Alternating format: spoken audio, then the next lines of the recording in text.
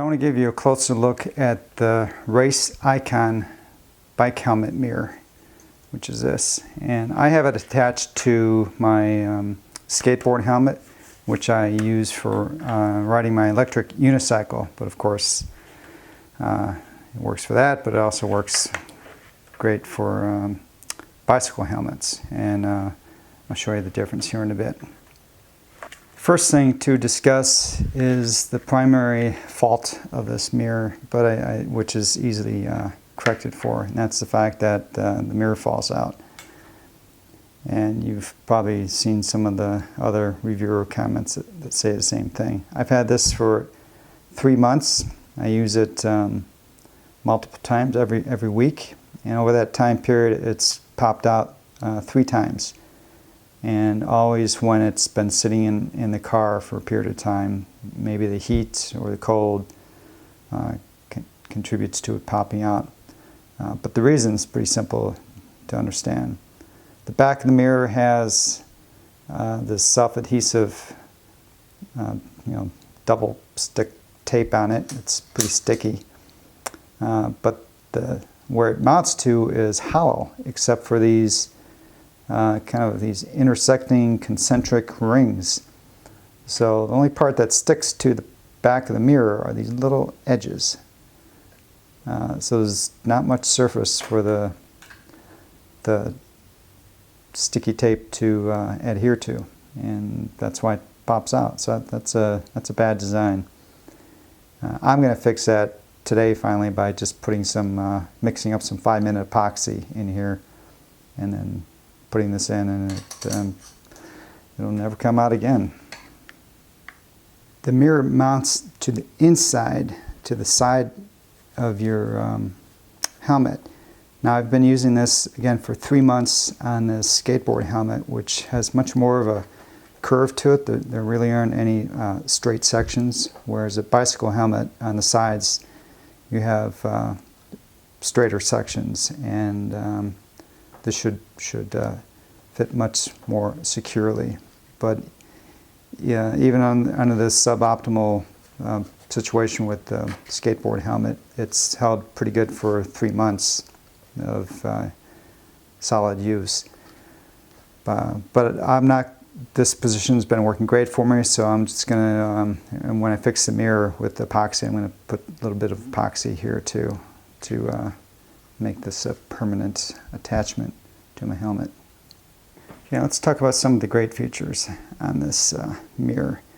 First is the way that this post, which holds the mirror out this way, how this is attached to the part that's permanently or semi-permanently attached to your helmet. There are these teeth that interlock these two together, and there is absolutely no slippage. And to adjust it, there's a Phillips screw right here that you loosen up. Then you can adjust this to any angle you want, tighten it down, and again, it just never moves. Okay, let's take a look at the adjustability for the mirror. It's hard to describe what we're adjusting here, but this can go 360 degrees. So generally it's going to be in this area to the side, so you can look behind you. And you can hear this ratcheting sound, and it's caused by these little teeth, just like on the previous teeth I showed you, except they're much finer teeth, and they're sized such that they're not going to keep you from moving it. And there's this spring. Move this. You can see the spring provides just enough tension so that it doesn't move unless you want it to move, and then it's easy enough to adjust. And it stays put unless you whack something, and then you just move back to where you want. Works really great. Okay, the last part to show you regards to adjustability is this little ball joint. So there's a ball on the end of this post, which does not move, and then it's secured inside this cavity on the back of the mirror, and that allows plenty of adjustability to get your subject in the perfect spot for your eyes. And the tension is great, but if you need to adjust the tension, there's a little screw here, and you can tighten it down to make this stiffer, or if it's too stiff, loosen it up. So again, I really like all the adjustability on this mirror. Now the only other part that I've changed on this mirror is I've bent this rod, and again, that's because the way it's mounted on the skateboard helmet, which doesn't have any flat surfaces. So for the position that I had to mount it, without bending this post, it would have been sticking in front of my face. So I just gently bent it off to the side, and it's pretty easy to do.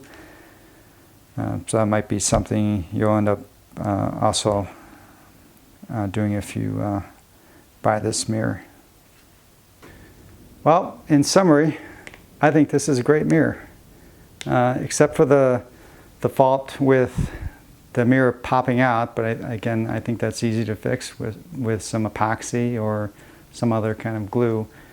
I have really no complaints with this mirror.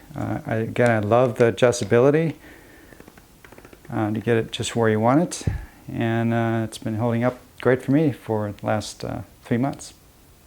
So I hope you got something meaningful out of this review. Thanks for stopping by.